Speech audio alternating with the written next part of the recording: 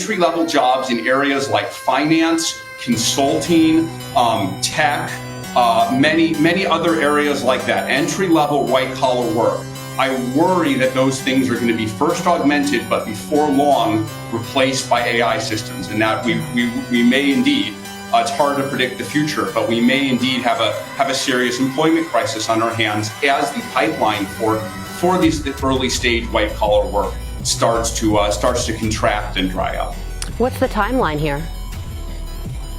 Yes, so it's very hard to predict these things given how fast AI is making progress. But I would not be surprised if somewhere between 1 and 5 years we started to see big effects here. I've heard a number of people talk about this in private. AI CEOs talk about this in private. CEOs of other companies talk about this in private. And I really felt that the message that this is happening hasn't been getting out to ordinary people, hasn't been getting out to our legislators or Congress people either. And so I felt I needed to speak up on the record. I do think that this is something we can prevent this, but we need to act now. I don't think we can stop the AI bus. There are 6 or 7 companies just in the U.S. working in this area.